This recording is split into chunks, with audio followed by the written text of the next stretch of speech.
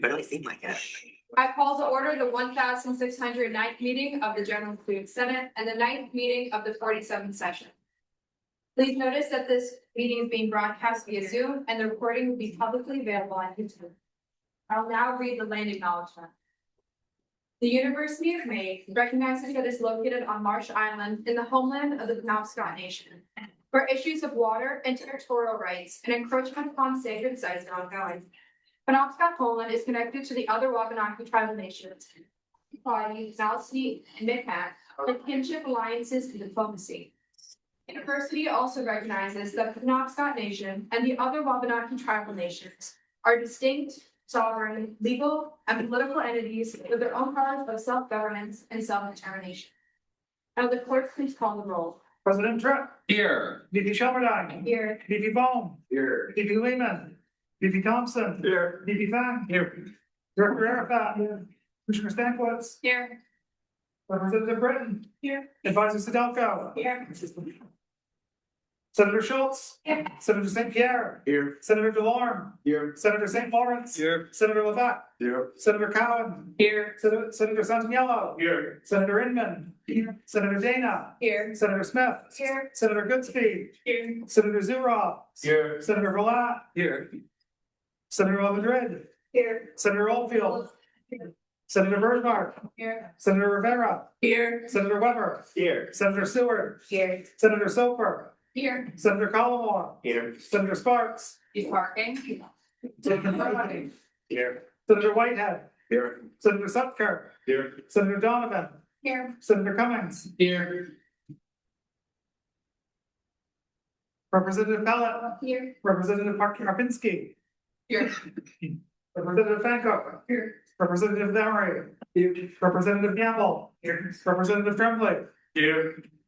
Representative Ferregodon. Did I miss anybody? I'm now looking for approval of the 3/10/26 minute of this agenda. Senator DeLorme. I move to approve the 3/10/26 minutes on this agenda. Second. Hearing a second, if it's the pleasure of the Senate, that is adopted. Now moving to general good and welfare, where any non-member may address the GSS for no more than 5 minutes. Do you have any speakers? Seeing none, and nothing under new senators, officer appointments, club maintenance, club presentations, we'll be moving on to the VPFA traditional report. Hello, everyone. For our starting projected and allocated figure, we have $39,155.09 remaining. We have returns to an allocated of $9.55 from Dungeons and Dragons, $212.26 from the History Club, $203.45 from the IOC, and $203.45 as well from Town Audit Council. Those are from the conference. For transfers, tennis club is transferring $1,300 from rackets, grips, and stringing, $300 from entry fees, and $400 from tennis balls. So new line item flights, and tennis club is adding a new line item of flights. For office budgets, Blackbird Catholic is asking for $200 for general office supplies and craft supplies. The allocation is the consent agenda. Ballet club is asking for $960 for ballet skirts and for long sleeve robes. The veterinary club is asking for $980 for a trip down to Tufts for a tour of their veterinary school, as well as a tour of the zoo down there where they're getting an educational instructional opportunity looking behind the scenes. And then coming to Senate tonight, we have Blackbird Beekeepers with $5,314.01 for their beachhead upgrade and general 2026 season operational. I'm now looking for approval of the consent agenda. Senator Weber. I move to approve the consent agenda. Hearing a second, if the pleasure of the Senate, that is. Now moving on to funding requests with 47S EDC 67 for the Black Bear Beekeepers. Hi, thank you for having me. My name is Alex Helton. I'm the current president of Black Bear Beekeepers. As we said, we are requesting $5,314.01. The big ticket item is upgrading our current shed that we keep all of our equipment, or primary equipment out of, and we are also requesting several pieces of equipment for general operations this year. It is a big number, but it is we've had a couple of really bad winters and our shed is really poor shape. Are there any questions for the speaker? What do you guys do for your own fundraising? I'm sorry, what do you do for Fundraising. Fundraising, we make wax products and we sell honey products from table regularly here in the union. We also sell to anyone who DMs us on our Instagram account. We have provided a $1,500 in this budget request from us. And we also have received another $1,000 for our shed from the B Campus USA's Ham Fund. Where do you keep the bees? We keep the bees, do you know where the Bryant Global building is? Okay. It's in that direction, like way out behind Nutting. There's, I think it's a roundabout right there. There's a 7-Eleven. They're right out in a yard on the corner of campus. That direction. Steve Thompson? Would you plan to request any more funding the rest of the semester? No, we did not request any more funding for the rest of the semester, and this is actually, it's been over a year since we requested any funding. Are there any more questions? Would the shed be bigger or about the same size as the one you have now? We are planning to get a slightly bigger shed because our current shed is very small and lacks the space we need for the kind of equipment we really like to keep in there, and we've had to keep equipment upstairs in the attic in the past due to our current size. President Tripp? When it's all set up, would you be interested in having us come take pictures to kind of highlight it as a thing that we supported, but B, also just a kind of another boost for your club? Yeah, would absolutely love to have you come take pictures, and we are already planning to make an Instagram post when we do our meeting event. Out at the Fed, and we will be mentioning you guys as a thank you in our Instagram. Great, perhaps we could do just a collaborative post, but we'll get there, Yeah. Any more questions for our speaker? Dr. Lauren? This might be kind of in the future thinking, but how long do you think this shed will last, especially like with the full winters of this? Yes, so the shed we are planning to buy would be, we're hoping to get an aluminum or composite siding shed. The current shed we have has lasted poorly because it was a donation, it was a test of the 3D printed structures. And that is why it has degraded so much. This shed would hopefully last us many years in the back. Any more questions? Seeing none, what is the committee's recommendation? 4-0-0 ought to pass as stipulated. I'm now looking for approval of the committee's recommendation. Senator Weber? I move to accept the committee's recommendation. Second. Hearing a second, we'll now move into discussion. The stipulation that the committee chose to add was that this storage would be purview to the same like storage audits that the rest of our club storage is. It would fall under the oversight of the EVPSO, whoever they would be, and they would be able to audit it just as any other storage item that we have. There was also added that these audits could be performed as just a UMSG tour of it, of the facilities. That could count as us seeing that it's in good condition and that storage that is appropriate. Any other points for discussion? Seeing none, debate? Seeing none, all those in favor? All opposed? All abstaining? Seeing clear majority in the affirmative, that passes.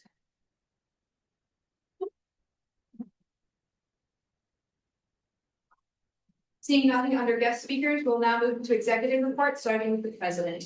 All right, guys, welcome back from break. I hope everyone had a restful one. I know that I had a little bit too much fun and I wish I got more work done, but I'm excited to finish out the next few weeks with you all. I also want to be the first to congratulate our next president and vice president who are in the room, if we could do a clap.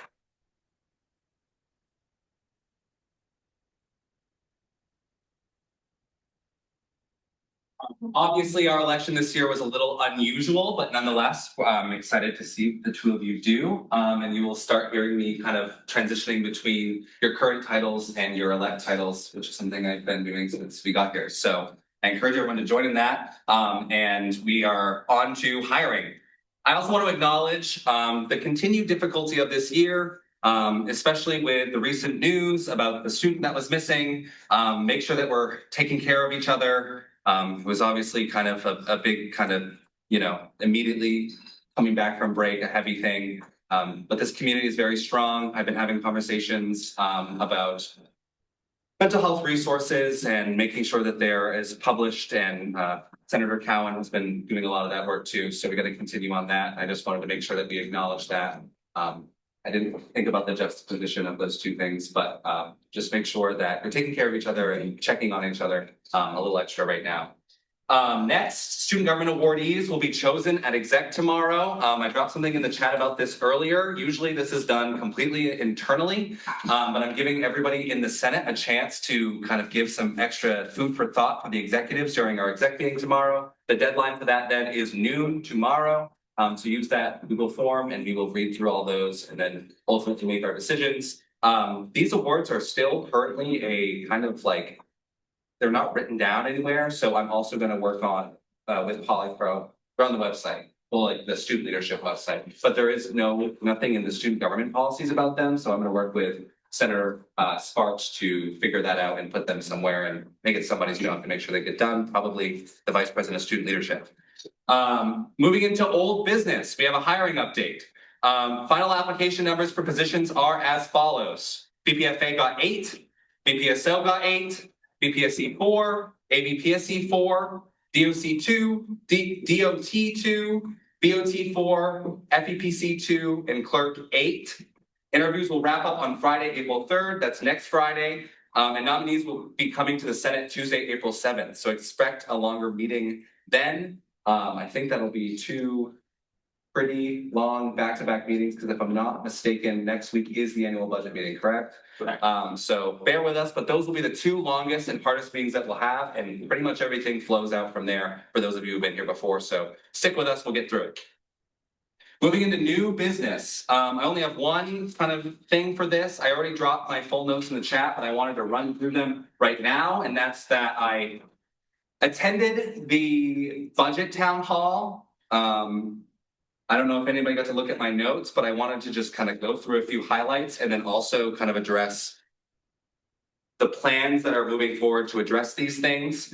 Number one, right now, the university is sitting on roughly 9.9 million of reserve cash. And we are expected to use 5.5 of that to make up the difference or the deficit for fiscal year 27, which leaves us with roughly $5.5 million moving forward. Our revenue for next year is looking to be around 274 million, but the expenses will be 293 million. And you can also figure out that 5.5 isn't enough to bridge that gap, but there's other things that are going on. Some of the strategies in the short term that they're working on is ongoing reduction in unit budgets, which is around 5.6 million, as well as one-time attrition costs, which will make up 5.7 million. And for anyone who doesn't know what attrition is, that's essentially positions that fall vacant. They just don't rehire, so they recoup the money that would have otherwise been paid out to the individual. From what I understand, and Dean Sadalko can correct me, those positions aren't necessarily going to remain vacant for the foreseeable future, but it's just the one time this year kind of covering costs. They are ongoing? Okay, they're ongoing. So some positions will simply not be rehired. The multi-year net balance review, or how much UMaine will be in the hole without any changes. Fiscal year 28, it'll be roughly negative 20 million. Fiscal year 29, 35 million in the hole. And fiscal year 30, about $41 million. There's a few things, I mean, those numbers are really scary, but that is as if it basically the way that was explained is those are the numbers if absolutely nothing changes. That's not going to be the case. Obviously, we're going to see some changes, but that is also clearly going to need a lot of changes. $41 million is not going to be easy to find. Tuition continues to be the lowest among land grants in New England. I believe 30% lower than the second, which is UNH.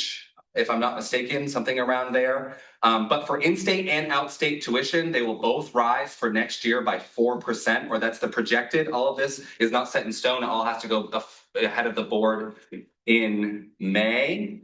Trying to get all my dates right. So all of this, I'm just running through and then I'll get to something in the background, but you don't have to remember all this and it's all in the chat. Resident halls, we anticipate a 98% resident hall capacity for next year, so likely not overflow like we saw this year. That was this year, right? Everything's blurring together, and last year. So we should be good in terms of beds for students. And in terms of informing students, I spoke at the town hall and asked for the admin and what their plan is around student outreach and an address to the General Student Senate. I'll be following up with that on Friday with President Freddie Mundy.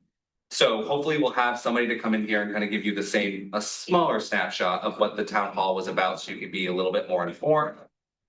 The president mentioned utilizing the student advisory boards to help inform and include students in discussions about what that will look like moving forward. So that project is as important as ever. The vice president really needs your help in terms of pulling those forward, especially for any school that is not MCEC at this point. So please consider reaching out to her to help with that. And again, I'll be following up with the administration on all of this at Friday's admin meeting. With that, I forgot this on my report, but I wanted to mention it. Friday will be my final senior administration meeting, period. So if anybody has questions or anything that they want to raise, this is the last chance to do so. I'll be asking the president for one more 2-on-2, which is myself and the vice president, Dean Gifford and her, at least before the end of the semester, just because it feels like a lot of time in between now and then without some sort of touch in, and I'm sure there's gonna be something to talk about. There's always something to talk about. So hopefully we'll follow up, but make sure if there is anything that you want me to ask or address that you get that to me before Thursday would be great, but Friday I can throw it on, no problem. And that is the end of my report. My report, I sent out a follow-up email for all the deans yesterday, and I have my first meeting with Dean Haddad on Thursday for CLAS. And the goal is to either have them start an advisory board, or if they currently have a form of an advisory board, is to kind of unify them so all students have the opportunities the same across campus. The clothing closet is finally completely set up. I just need to use my exec funds to get more hangers, but it is finally there. And so let me know when you want to sign things out so you're able to use them. I have a meeting with the student chief of UVAC with Andrea and Lori to give an update on how they're doing and what their needs are. I did this last year with the faculty chief, and I think it's important moving forward that the student side of things are more lived in. One of my main things with this meeting is to go over the building that they're in, if it's truly suitable for their needs, and other ways they're looking for university support. As last year, we were let known that not from the deans, but other administrators that had forgotten about UVAC. And so I want to make sure that that's never going to happen again. This week, I have a lot of hiring committee meetings, but I still have a few open office hours. So if you need me, please schedule one soon because they are filling up. I have a meeting on Friday with the SAB with Ryan Ward and Joshua Burke regarding the architecture planning of Boardman Hall renovations, which is a very large privilege that I hope that other majors get the equivalent to, because students having a direct impact on the campus infrastructure has not been possible until now. And I'm really excited to see how this can be adapted for your other colleges. And lastly, I put forward Vice President-elect Hazel Sparks as the UMSG representative on the Master Planning Steering Committee. So congrats to her and a report. Now moving on to the Vice President of Financial Affairs. Hello, everyone. Keegan wrote most of my report, which is recap of the budget for the university. But just a reminder that if you have any lingering questions about the budget for the university, there's a budget 101 that's set to be held on April 22nd, where they're going to hope to address and pinpoint questions that people have brought up through the various meetings and forums.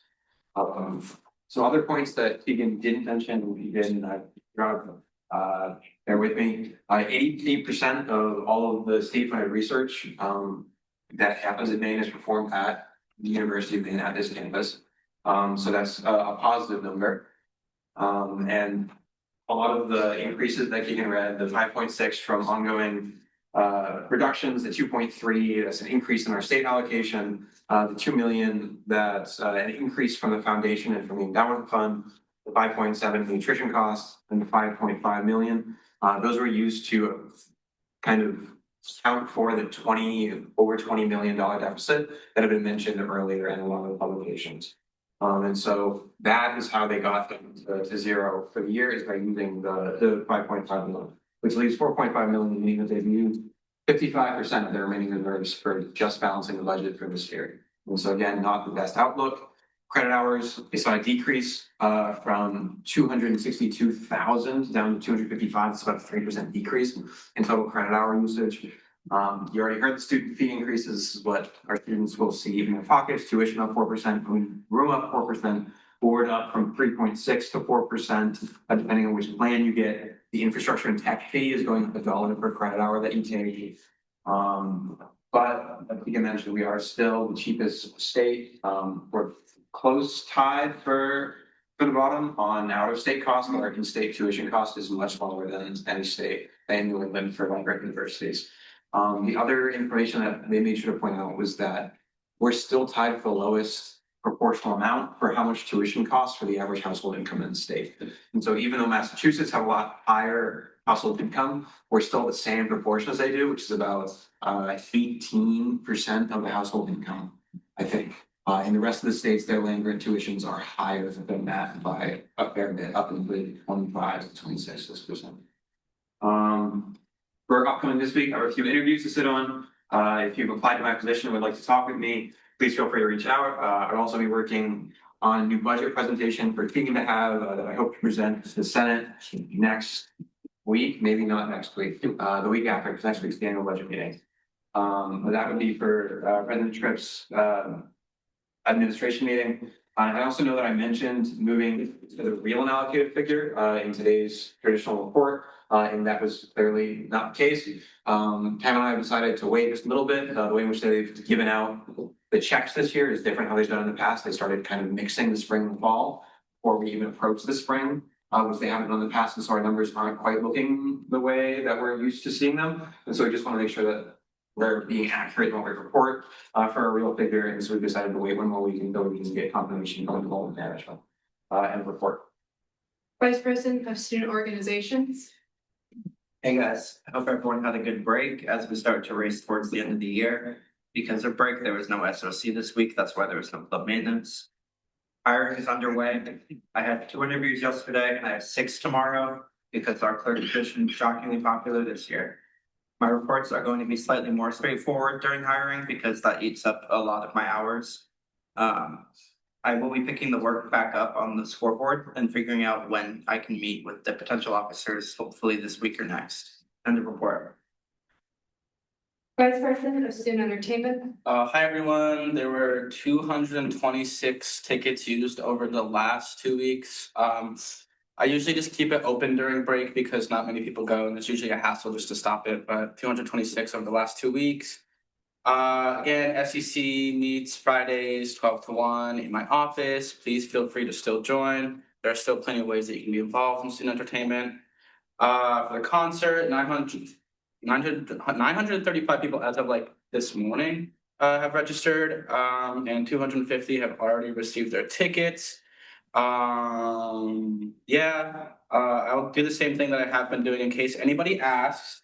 Undergraduates need to register through campus groups and then come see us in the ticket booth across from the info desk to receive their physical tickets. We will be tabling for tickets Mondays 11 a.m. to 3 p.m. And then we are probably going to add more hours and days to those as we get a lot closer to the concerts. Like the week of, it's going to be probably a lot more tabling.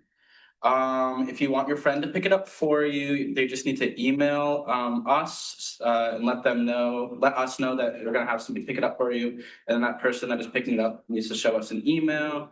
The graduate student link should be through campus groups, and all they need to search up is UMaine Spring Concert graduate student tickets.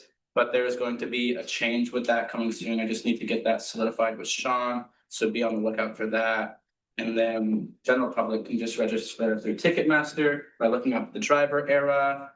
Then next up is the Mario Kart tournament, which is a collab between us and the esports arena. This is happening April 3rd at 5 p.m. in the Bangor room. There will be food and drinks, and the registration is open through campus groups right now. So if you just look up, I believe, Mario Kart tournament, or look under UMSG, you should be able to find it to register for the brackets.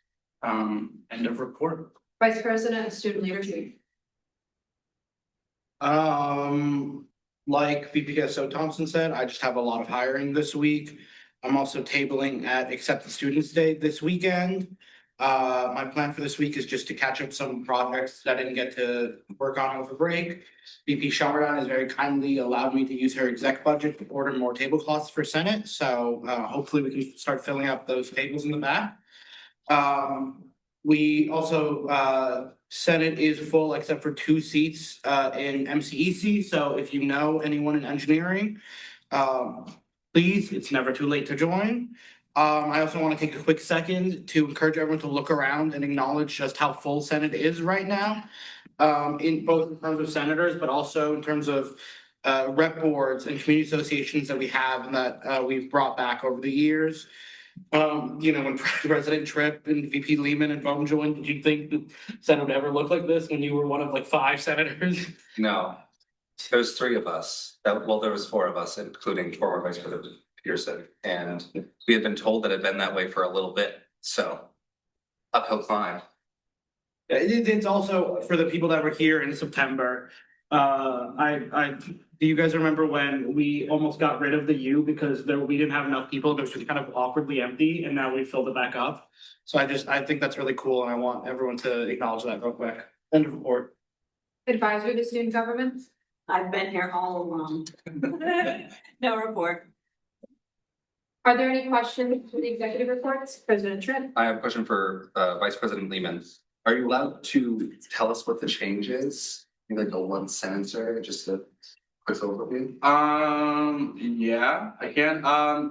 There hasn't been much interest in the grad student tickets, so we're going to be decreasing that amount that have been allotted at that reduced price, and the remaining tickets, there's going to be 50 total tickets for the graduate students, and the remaining tickets are going to go to the Cross Insurance Center to sell for general attendance. President Tripp? I have a follow-up question. Have we before we do that, talked to GSG or sent a email that's like specifically to grad students about that opportunity? No, I can. We should probably explore that. Sure. Any more questions for the executives? I wanted to add in my report that it's taken until now to finally start scheduling the meetings with the other deans, because I had to wait till the academic deans like roundtable meeting to be able to present it at that. And that only happens once a semester, and that just so happened to be the week before break. So that's why it's taken as long as it has now. I just wanted to clarify that for everyone. President Tripp? It's like a relevant question, but it's not for any of the executives, but it's about your report for ELH senators. Yes. We're being told again and again for my ELHS or even representatives that you all have a student advisory board or something like that. Can anybody give a little overview about what it does and how it functions? Because the 2 of us have never heard of it. It was never brought up in the many times we've had the conversations. And can we get like a thumbs up in terms of how we think it's going? I serve on that advisory boards, and it goes pretty well. We recently had some people come in and talk to us about the potential AI student credit fee, and how that would be affected. And usually along with that, we just discuss issues that we see in ELH and how they might be able to remedy those. So I think it's currently going well. If it was to morph into sort of more of like an advisory board or something like that, I think. Fine. I've never heard of it, so I would say it's not going well, but In terms of advertising? yeah. Follow-up question. Do you meet with your dean? Yeah, Yes, their dean's like at your meetings? yeah, she is. Okay, interesting. Cool, thank you. College of Education also has an advisory board that has been sort of brushed under the rug. They meet like twice every year, like once a semester, and I'm not sure how that's going, if that's new. Yeah, one of the people who emailed me was your dean, and they want to discuss adjusting your bylaws. Cool. Oh, sorry. Any more questions for the executive reports? Seeing none, moving on parent reports, starting with faculty, Senate student representative. Okay, so last Wednesday, our break is the most recent faculty senate meeting. During this meeting, there were a bunch of resolutions passed, so I'll try to run through them relatively quickly. The first one was resolution 2605, which was passed about the AI per credit fee. This provided guidance to the administration about the potential implementation of such fee and actions that should be taken in regards to it. I urge everyone to ask their fellow students their opinions on the implementation of such fee and make it known that the administration is trying to put this through for next year, because from what I've seen, it's kind of like not very widely known about.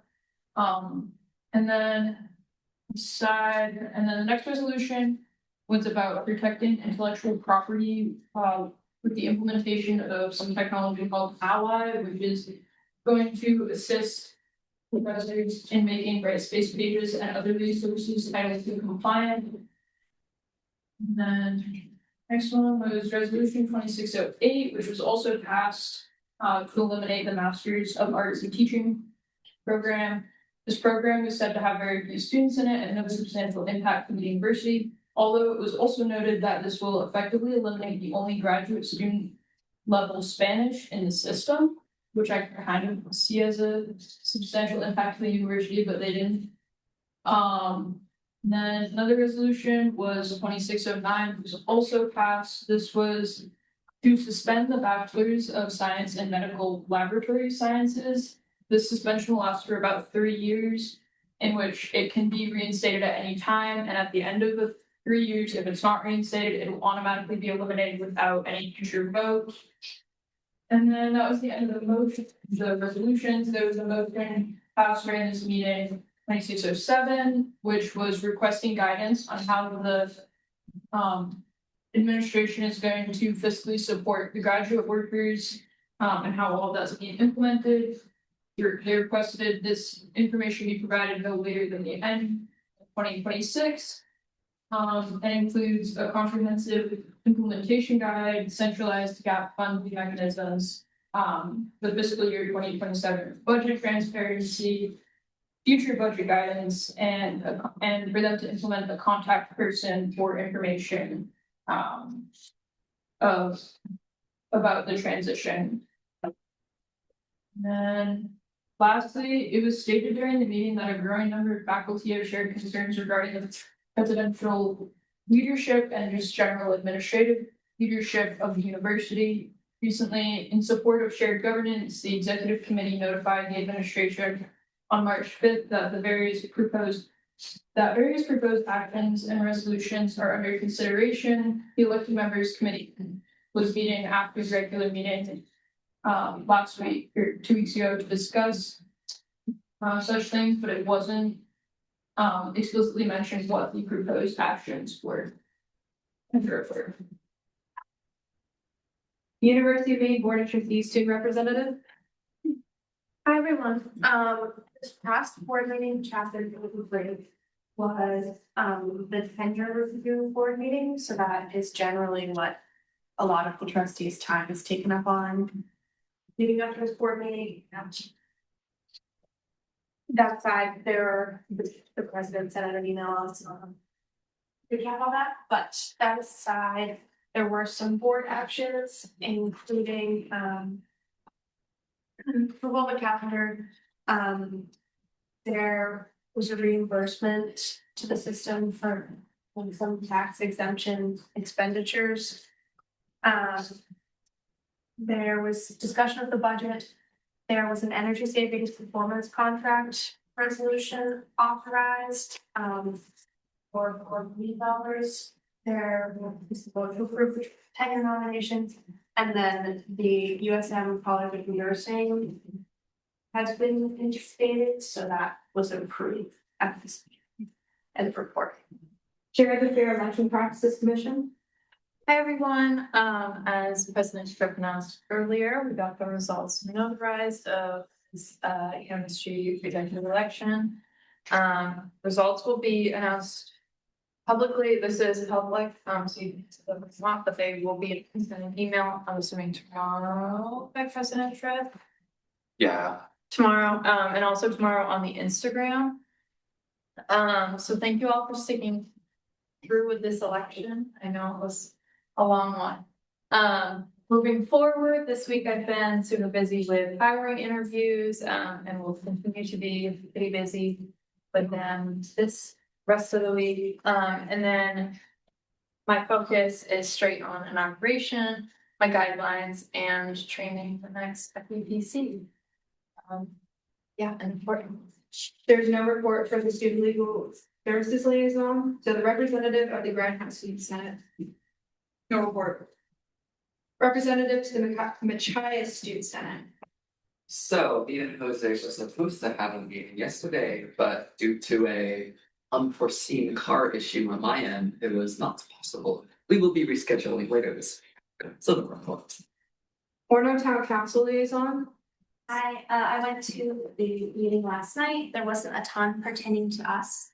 They did acknowledge the recent loss of the Maine community and we thanked all the community members and all the firefighters who were involved in locating.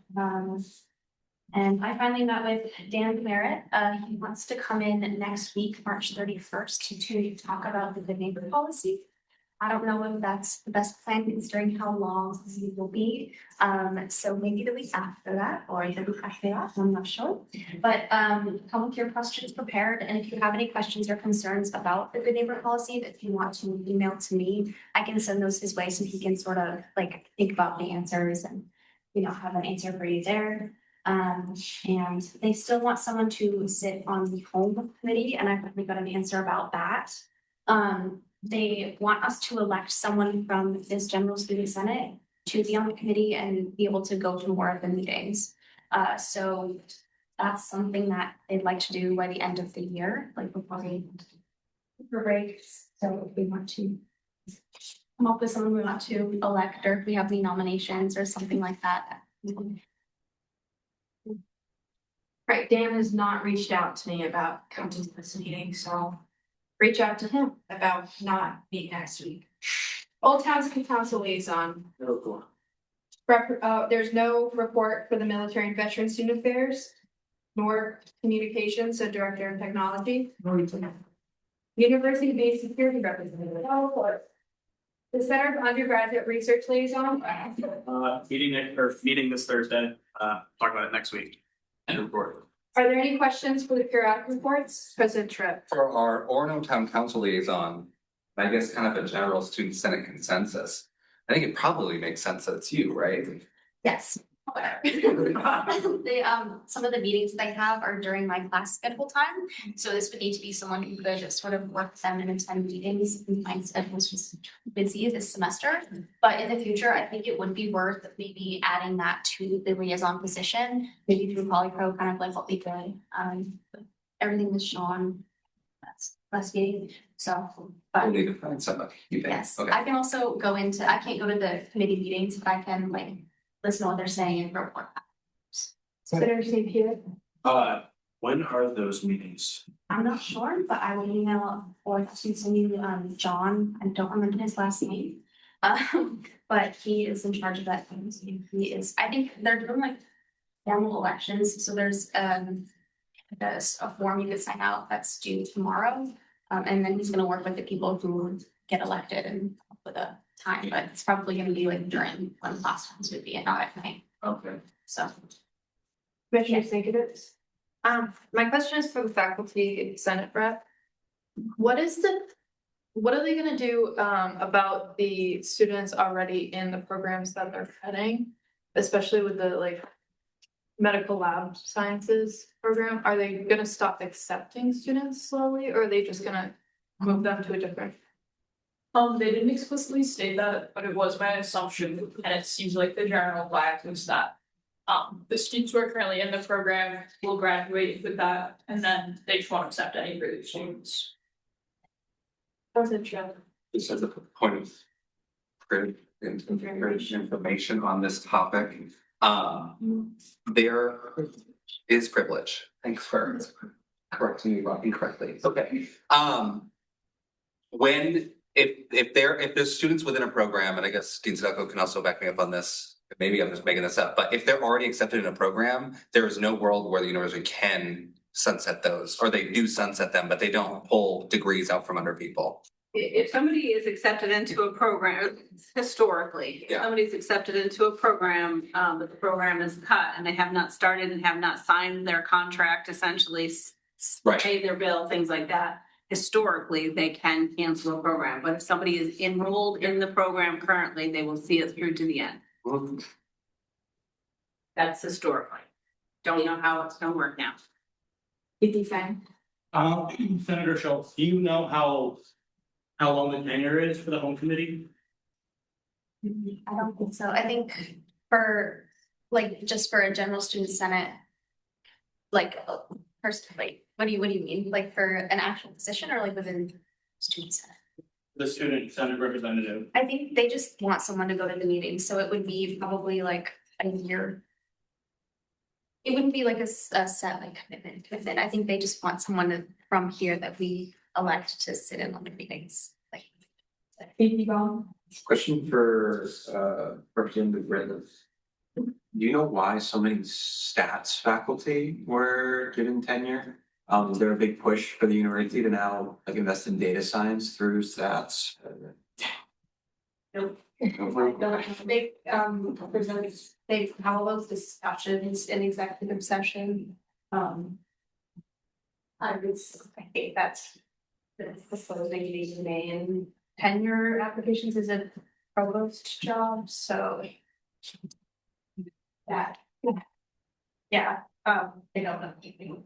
Are there any more questions for periodic reports? BT Fang. Can I ask President Tripp a question? Yes. Just because it's on my mind, I know that the Good Neighbor Committee, we had former Senator Elliott stay just because it was easier. Is that like, what's up with that in terms of tenure position, something like that, liaison?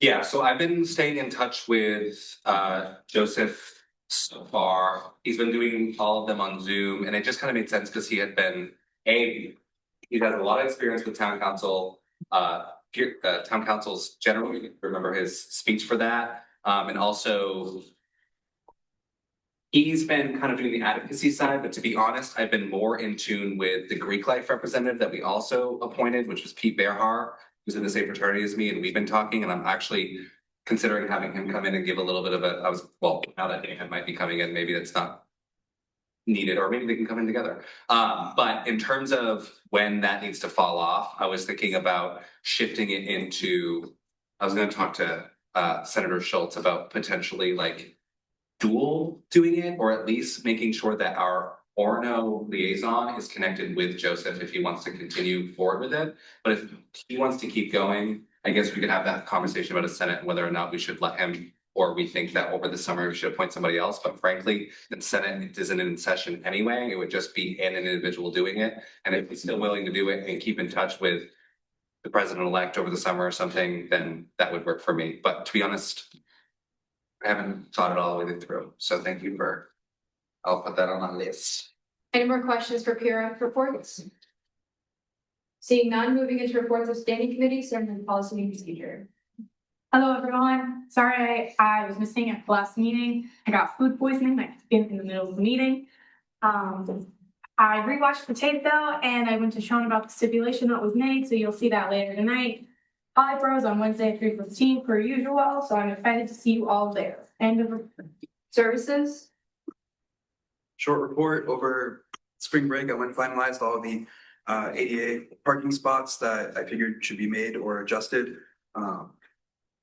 Later in new business, we'll have a 15-minute discussion due to some feedback I got over break. Other than that, and a report. Academic affairs.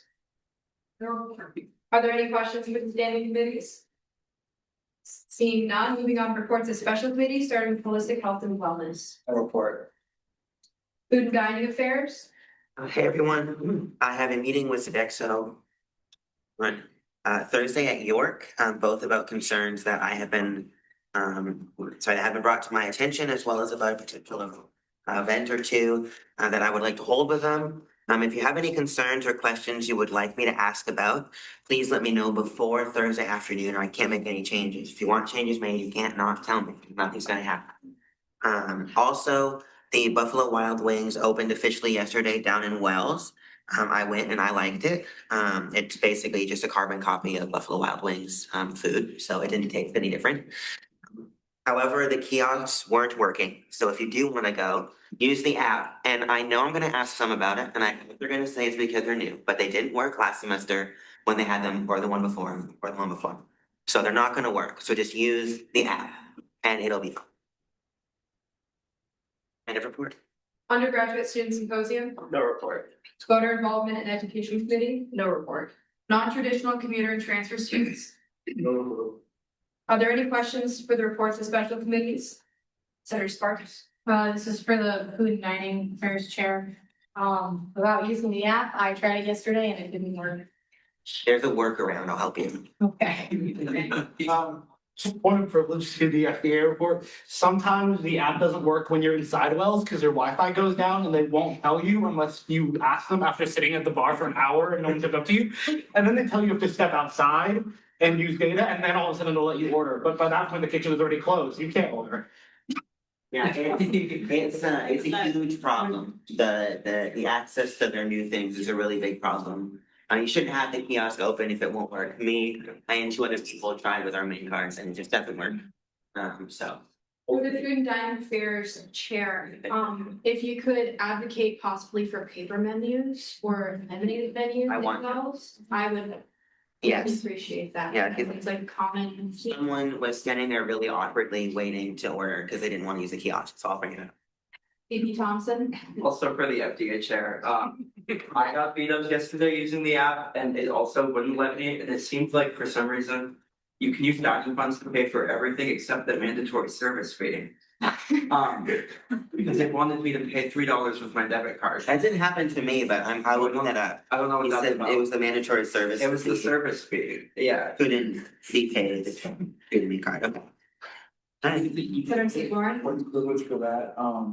They have struggled with that for the entire year, but since Wells has come up. That one time, 5 separate, negative balance fees being charged by account. I'm still gonna bring. Senator Sparks. Also for the FDA chair. I realized that break well was open and they told everyone it was closed. Do you know the reason for that? And can you also tell them to please not do that again? Something that I am gonna bring up is their lack of communication. They talk to me a lot about wanting to communicate more and have correct communication, and I haven't seen it at all. So I'm gonna talk to them about it because it's really frustrating. So Yeah. hopefully. Their flyer they sent out, it said Wells was closed, so they literally told. They told me a whole bunch of things too that just didn't come to fruition, so. Senator St. Pierre. Question for the FDA. In your meeting, can you ask them to add tahini sauce to the sandwich bar at the Bear Camp? Oh. Yeah, that's already in my notes from you, but yeah, I will. It's one thing. You said the sushi or what? Senator Oldfield. Very important. Also a question for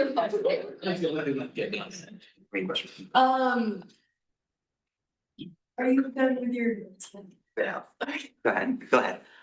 Do you, what is the $3 mandatory service fee, and would that exist if they had in-person ordering? Good question. I'll ask. I'll do a. They don't. Any other questions for the standing committee?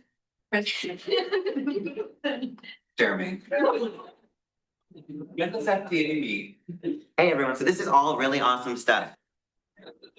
Very few of the people who ask me questions ever filled out my form. I have some times open, I work, I could take a little bit, I could take 30 minutes, an hour from work.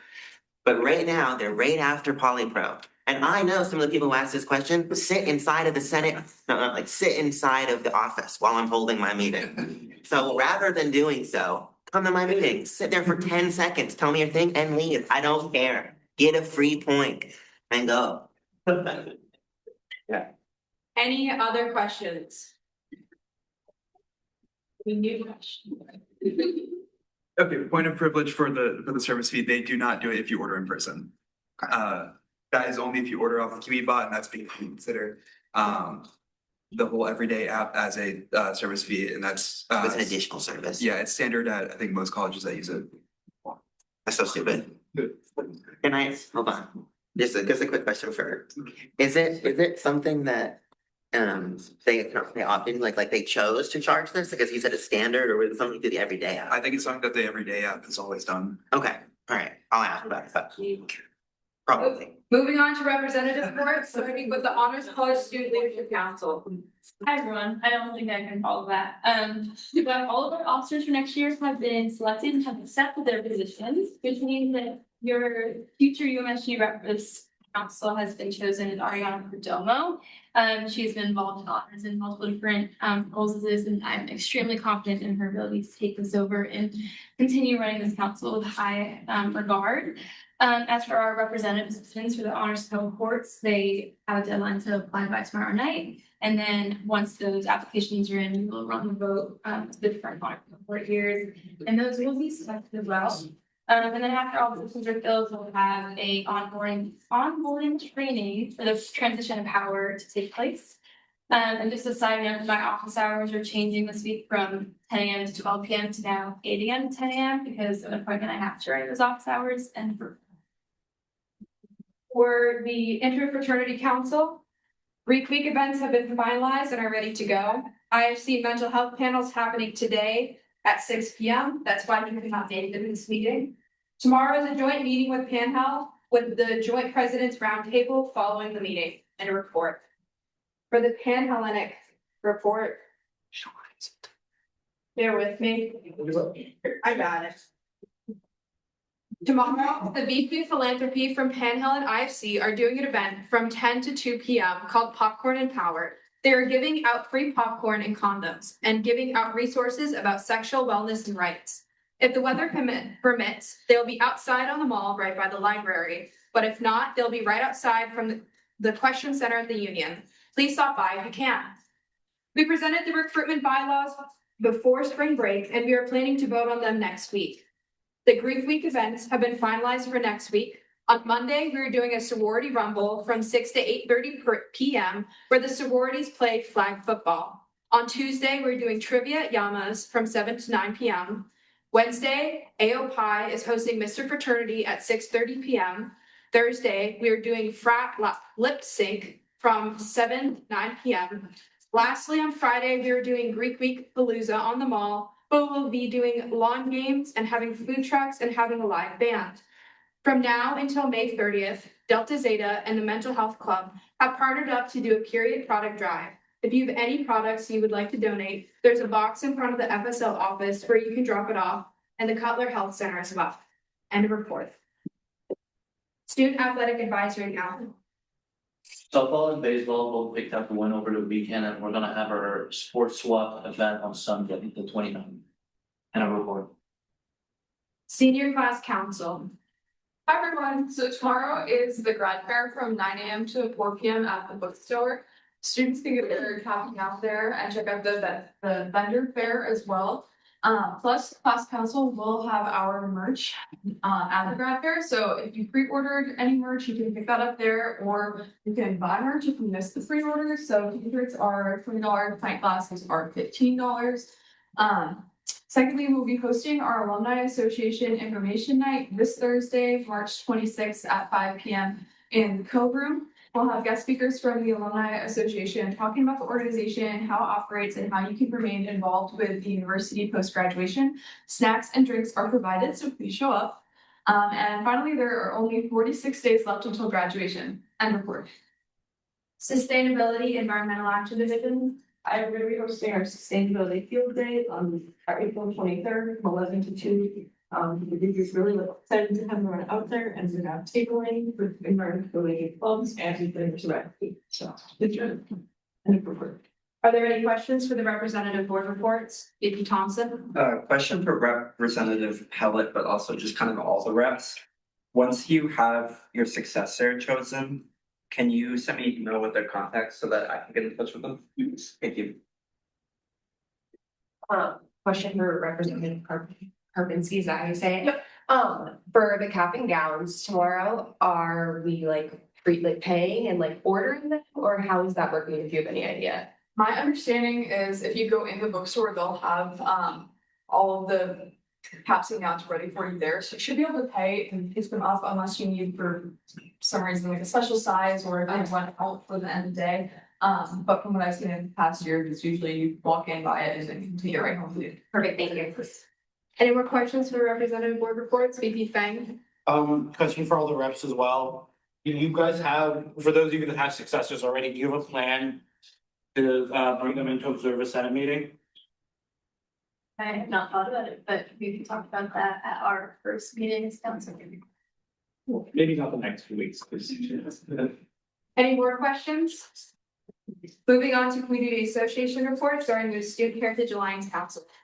Hey, everybody, Shaq had a really good meeting, before break that Thursday. We talked a lot about, the food choices for our Shaq formal, they look really bougie, and I'm looking forward to it. We successfully increased the capacity to accommodate, 200 people for this formal. So I'll keep you guys posted on how that's going.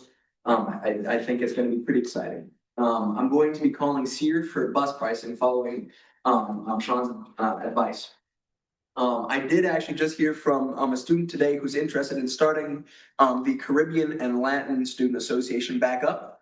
So I'm going to be working very closely with that individual to make that happen. I'm super excited because it went under while like I was studying abroad and coming back. Shaq seemed pretty empty, so very excited for that.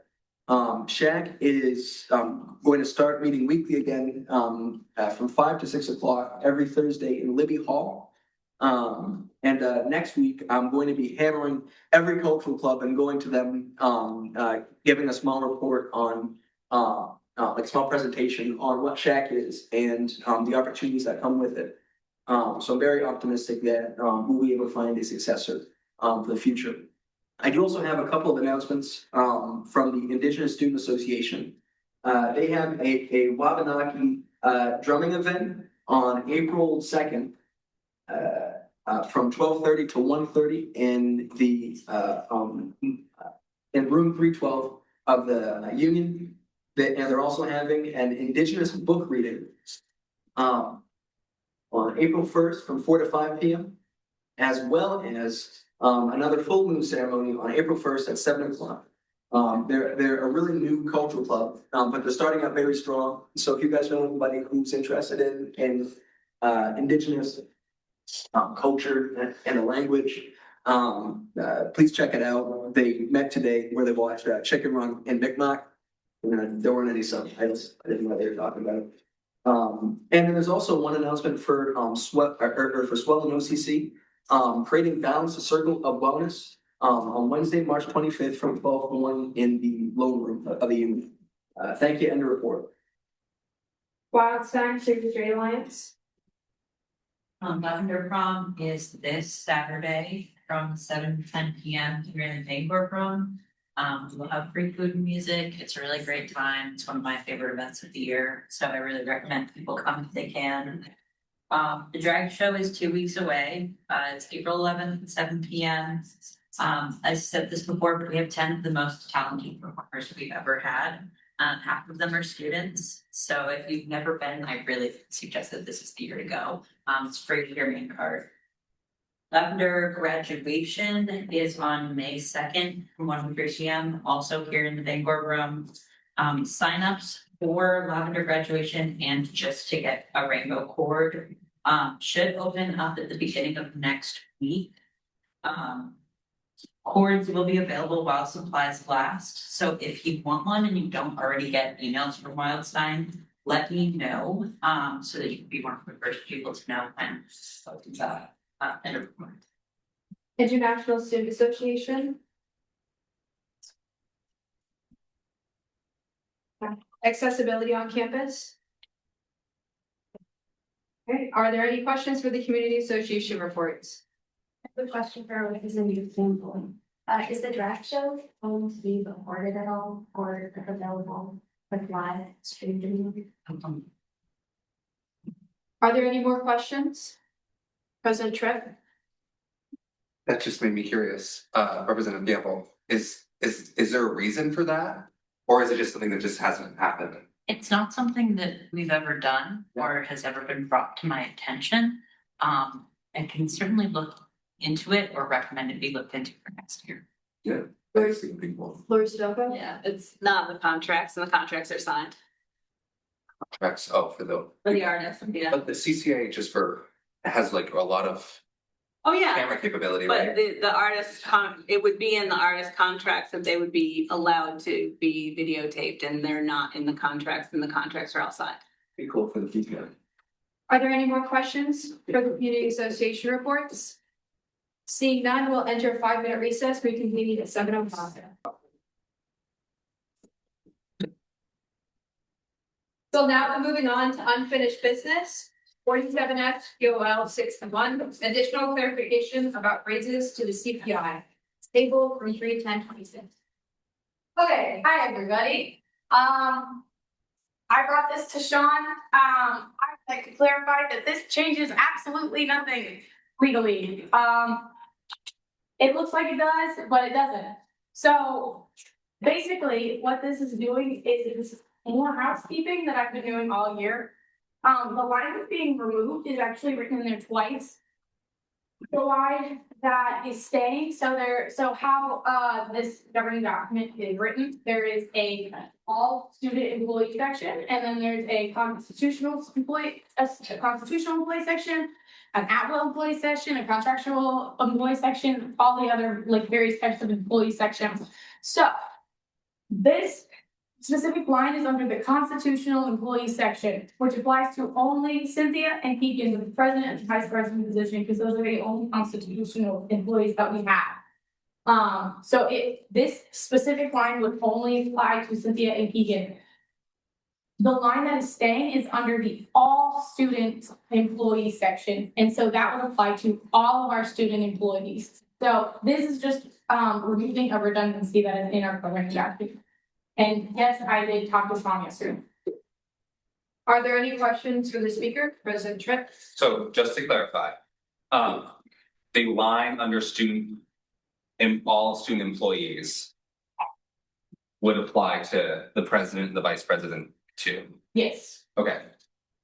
Any more questions? Senator St. Pierre? So the line you're referring to is the one in the first resolve section? Yes. That's the redundant one? Yes. Okay. President Tripp? And you chose to remove this just because none of the other ones have it and you want it to be uniform? Okay. Any more questions for the speaker? What is the committee's recommendations? 6-0 to pass. I'm now looking for approval of the committee's recommendation. Senator Dana? Second. Hearing a second, we'll now enter discussion. President Tripp? I'm trying to think back to the lovely days when this was what we were dealing with. That would have meant that we would have had to have added both lines at the time that we redid the policies, right? Because you're sure that it says automatically Yes. in the other section? Yes. Okay, because I remember the original language in the guidelines was it could not be. And then the Senate made the decision that we would change it to no, it was vague and we weren't sure. Okay, I'm remembering now. It was vague and we weren't sure whether or not it meant it could not be considered, CPI could not be considered when raises are thing, or it wasn't automatically. And so we changed both of them to automatically and now we're just striking one. Yes, basically, when we changed it, it was the old formatting of the hiring employee guidelines, and then we switched it over. The document's not clear, but now it's for a redundancy. Okay, so that happened in the adoption of the new code. Okay. I mean, I wrote that, so I don't know. Anyway, okay. Any other points for discussion? Seeing none, debate. Seeing none, all those in favor? All opposed? All abstaining? Seeing clear majority in the affirmative, that passes.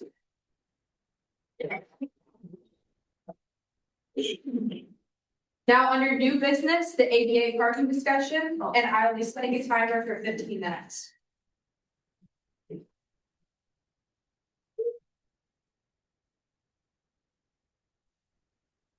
This is my first time up here. How's everyone doing today? I just want to do a quick 15-minute discussion on the ADA parking spots because I recently got some backlash from commuter students about implementing new spots in black lots. And then I also had some questions from faculty when I mentioned to faculty about blue lots. So I just want to do a quick discussion on how we as student gov feel about that being implemented, because and I quote, "It would be bad PR for student gov to add ADA compliant spots." Who said that?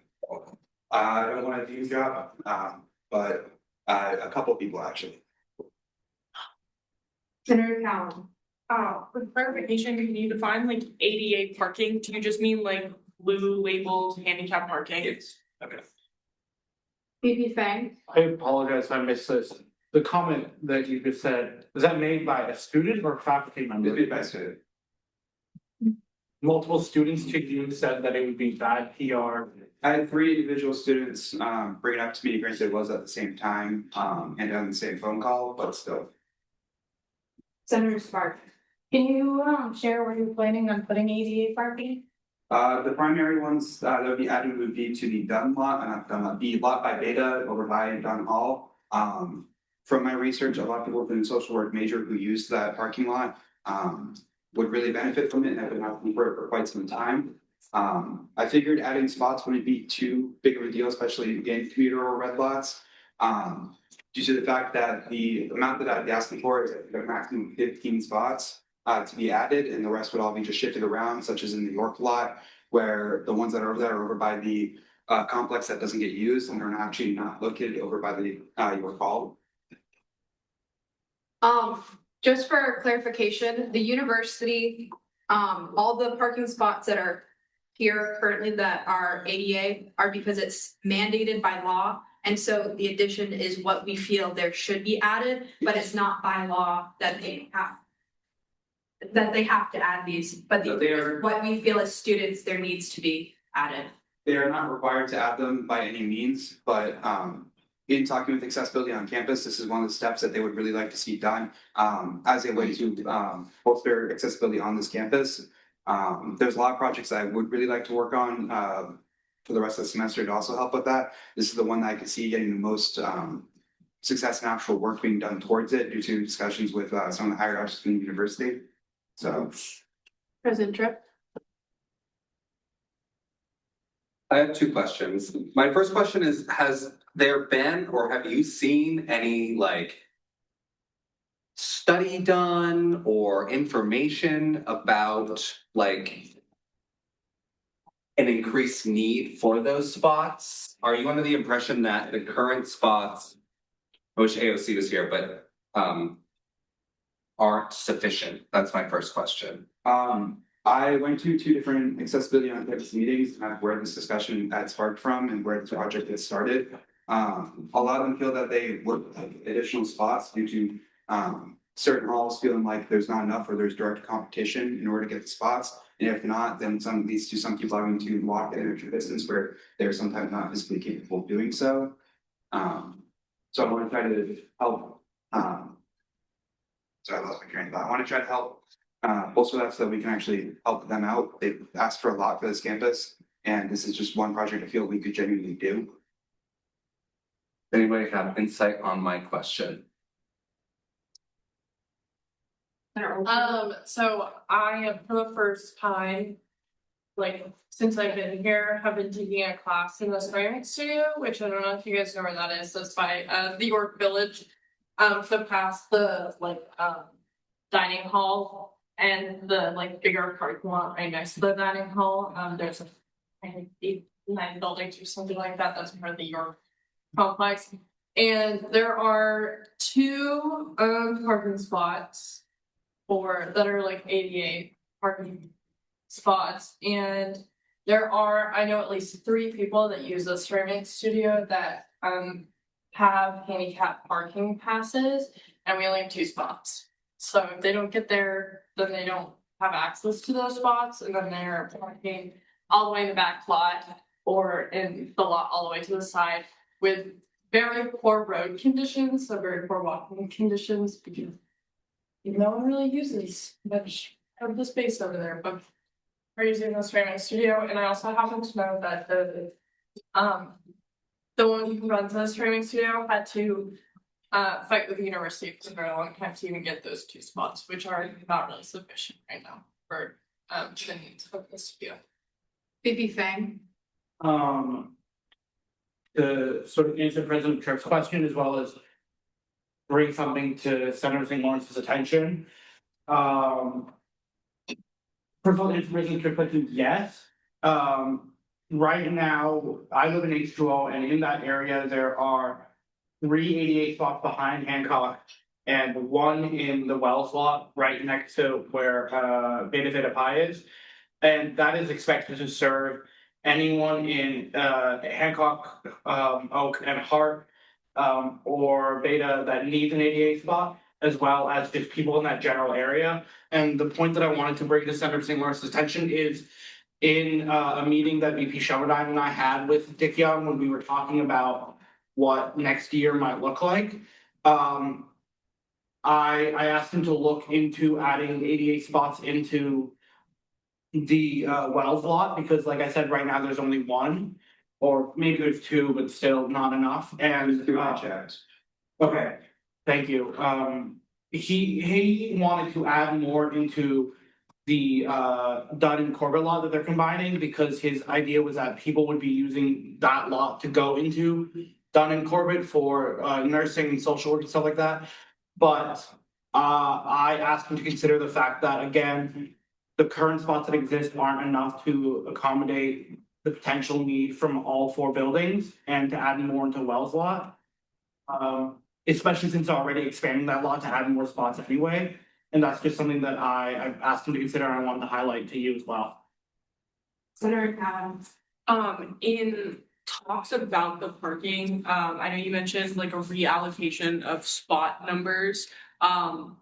Would it be possible to reevaluate the 88 spots in the Belgrade lot? I park in the Belgrade lot, and I park in the front-ish every single day, and I think one spot is only ever taken on a regular school day in the Belgrade lot, and I just wonder if they could reevaluate that and put that in a more central location that could be more accessible for students. Yeah, two clarifications, one on that note, Belgrade lot was one of the ones I was trying to focus on for reevaluation. I went through and reevaluated a lot of the different lots. Within services, we split up the parking across campus into 3 different sections, and that covered primarily the west side. So I haven't been able to go and check Belgrade specifically yet. That's something I'm going to be tackling this week. Another clarification, most of the points I had gotten were specifically for black lots, and that they felt that it was restrictive to be taking away black lot spots when there's a parking crisis on campus. So that was more what I was trying to gauge the feedback from the Senate. Also in the Dunn parking lot, there isn't enough parking for the people who live on campus, and then when the commuter students come in during the day for their own classes, then they have nowhere to park because those parking spots are already taken up by the residential students. And then when they, especially on that side of campus, when they are taken up, then the people who do use those spots are forced to walk all the way up from Steam, which is all the way up a very, not the biggest hill in the world, but a decently sized hill, which is very problematic for those students. And then, of course, like the 1 or 2 people who don't manage to get a spot at night, who do live in that complex, because there isn't enough for those students in the first place, then they also have to walk up in that lot. So even if you're taking away like 3 residential parking spots from Dunn lot, would be super, super helpful for 1 of the commuter students who do use those spots and the residential students, because also on that side of campus, that's like the most conveniently placed lot for ADA accessible people. It's already on the top of the hill and it's decently flat to the flat walk to the mall. So that particular parking spot is just a very, very accessible parking spot, which is something we should definitely take advantage of. Right, we have 5 minutes left. President Trey. Yeah, a question and then I think a position. So my question to you is, can you give us an all-encompassing, because 3 students, we got 9,000 students that we're representing. So I want to put that in perspective. 3 students' perspective should not dictate exactly how we feel. But my question to you is, what were the arguments of these students? Yeah, that's my question. It was with those 3 students, they said that they were representing the voice of a bunch of people that they had also communicated about. And this was during a conversation I was having with someone who actively uses ADA spots just because they need to, and I was trying to gauge interest and feedback from someone who uses those spots to do it, both to park and make campus more accessible. So it wasn't just three people's voices in particular. They said that they were representing multiple students within commuter non-traditional students, which is why I wanted to bring it up with Senate, since we do have a large voice here with a lot of commuter students. A lot of the complaints that they were mentioning is primarily in the fact that they felt that it was unfair to be taking away more black lot spots, especially when that's the number one that people have been fighting for on campus already. My view was that since there's going to be an increase in black parking lot spots across campus within the foreseeable future, I thought it wouldn't be that bad to have a small increase within those that are now going to be accessible or for students who genuinely need it, especially because I'm not asking for too many more, and in private, there was more reallocation. I think that, for the increase of the black parking spots, that's only an increase from the 150 that are taken away. So we'll be at net what we were before construction after the summer. And so I think it might be helpful if there is consideration for the blue parking spots, because it's not contractually obligated for faculty to have them. That was one of the questions I had asked it. So that might be another option as well. President Trump. Okay, just to put something on the floor, since what you're looking for was some sort of consensus from the Senate. It is my opinion that student government's priority is the ongoing accessibility crisis over students having to walk that are able-bodied further. As a commuter student myself, I don't think that the slight inconvenience for myself is enough to trump the need for greater accessibility on this campus. I don't believe that student government addressing that would be a PR problem. In fact, I think the opposite is true. Not addressing it would be. And I would encourage the services committee to look into reallocation. But if the issue is that we don't have enough, then we need more. Period. Senator Sparks, just for clarification, you said 15 spots. Can you tell us exactly which 15 parking spots or from what lots you want to take and which parking passes would be affected? Unless I had the coordinates of spots like at hand, I could then say exactly where. I don't remember off the top of my head since it was now done a couple days ago. It's primarily adding a couple to that beta lot, one by Beta and one by Wells. And then there was a couple over by it was been Sports Dome, and then a couple other by the gym as well. Are they all being taken away from black lots, or are they some like red parking spots or blue? They're primarily blue block spots that were the focus on that issue. It's just I did want to bring up the student government since I gotten several students feedback, so I just wanted to see if there was a general consensus that we all had forward. So President Tripp, I appreciate that sentiment because that was the exact sentiment I had in my discussion with them. Senator Cowan, just for the Senate's consideration, when we talk to the general student body about something like this, I would urge the Senate to avoid using phrases like we're removing black parking or we're removing blue parking. We're not really removing that. We're just making it so students or faculty members who already have those passes can park. So we're not taking anything away, we're just adding. Any other points?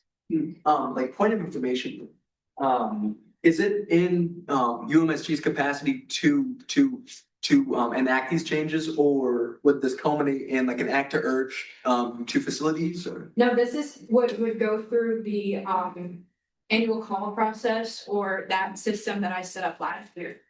As well as advocacy on services needs side. Gotcha. And that is time.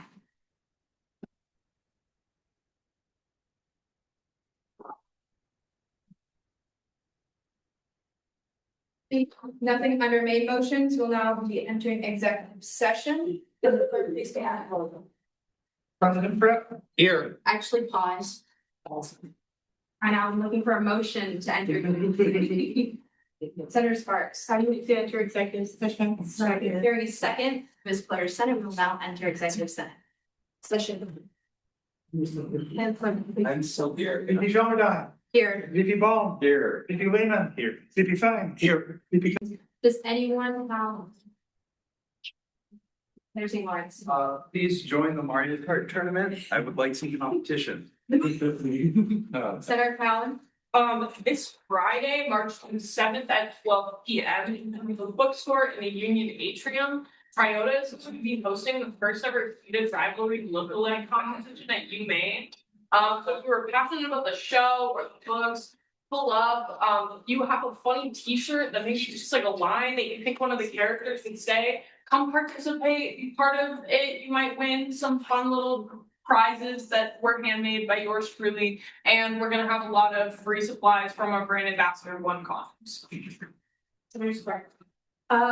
After this, beat up Zach Wells, we got a Crystal Night in place, so after Senate, go there. Also, Brian, no one is your competition, so. President Tripp. I second what the Vice President-elect just said. That's what I was going to say as well tonight. After, of course, EBC needs to confirm the annual budget so that you guys can see it tomorrow. Cabinet tomorrow per usual. And finally, I forgot to say, but Senate awards will be presented at the Student Leadership Awards on April 30th, which will be from 5 to 7 in the Minsky Recital Hall. I highly, highly encourage you all to go. In the past, we've given these awards and none of Senate has shown up, and it really made me disappointed and sad. We are student leaders, but we're also representatives of these people, and we should be celebrating student leadership beyond this Senate. That being said, you should all be nominating each other for the awards that are beyond the Senate. We have incredible student leaders in here that do great work in here and beyond. If you want somebody to nominate you for an award, you let me know, and I will be reaching out to a few of you that I have on mine for awards if I have not already. But please, please, please make sure that you can try your best to attend that. Make sure that you recognize your peers and your friends who deserve these awards. And if you do want to say in which ones or which senators ultimately win the UMSG awards, make sure you fill out that Google form by tomorrow at noon. Again, EBC senators and members, please stay after. Let's do a quick confirmation, or maybe not quick, hopefully it's quick, of the annual budget. Senators, they'll be available to you tomorrow before midnight. That's all I can promise. And then the annual budget meeting is next Tuesday. Start at 6. Hopefully we're out before midnight. Okay, so clear your calendars, don't have any homework due, something like that. It's gonna be 2 meetings essentially is how it looks. The first meeting is usually just a paper meeting where everybody's reports are written up and you submit them in the chat, and then you can ask questions if you need to afterwards. We do a paper meeting with basic reports, and then we go right into the annual budgeting process. Sports clubs come in, rep boards, community association come in, UMSG divisions come in, they present their budget, and then we go line by line through it and decide what we want. Be prepared for a long meeting, but this is what sets us up for functioning next year completely. So you're doing good work if you make it through. And I appreciate everybody who's been here so far. I look forward to seeing you all next week. Representative Emery. On behalf of the Franco American Resource Opportunity Group, I want to thank you all for approving our funding request. We fell beneath the $1,000 bar for the required presentation, but it went very well. So thank you all for funding the bands and undergrad. Thank you. President Tripp. So just because we should talk about a few logistics for the paper meeting. So next week, yes, make sure that you write up your reports. We will start a meeting, we will then adjourn that meeting, and then we will start the annual budget meeting, which functions a little bit differently. We go through all of them and then we go back through them. So they give their presentations and then everybody presents, and then we go back through line by line and talk about what we want to cut and don't want to cut. I also would recommend that you don't motion to skip reports until after the executives, because we usually have important kind of housekeeping things to say anyway. Not that the things that you say are not important, but you don't want a double president report during the hiring committee meeting. So just let me speak. Representative Pellet. Just for everyone to be aware of, this Thursday, there's a graduate school info night in the loan room from 6 to 8. It's not just about Maine grad school, but also other institutions, and there'll be a grad panel with a bunch of different departments, if anyone's interested. Any other special orders and announcements? VP Thompson? Happy birthday to VPSC Lehman, his birthday was on Saturday.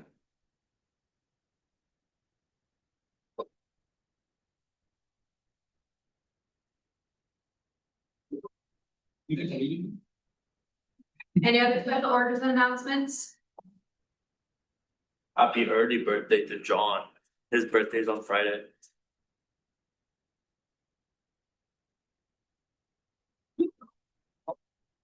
Any more? Seeing none, will the clerk please call the fire roll? President Tripp. Here. VP Shelmerdine. Here. VP Baum. Here. VP Lehman. VP Thompson. Here. VP Fang. Here. Director Arafat. Here. Commissioner Stankiewicz. Here. Representative Britton. Here. Senator Madrid. Senator Oldfield. Here. Senator Bergmark. Here. Senator Rivera. Senator Weber. Here. Senator Seward. Senator Soper. Here. Senator Kalawar. Here. Senator Sparks. Here. Senator Crowdy. Here. Senator Whitehead. Here. Senator Sutker. Here. Senator Donovan. Here. Senator Cummings. Here.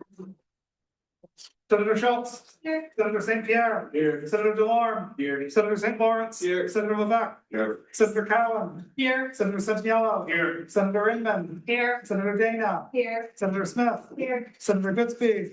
Senator Zura. Here. Senator Malat. Here. Representative Pellet. Here. Representative Karpinski. Here. Representative Fanco. Here. Representative Emery. Here. Representative Gamble. Here. Representative Tremblay. Here. And was there a Senator Seward? Yes. Okay. Sorry. I was expecting it later. Did I miss anybody? I'm now looking for a motion to adjourn. Senator Lauren. Second. Very second. There's a second.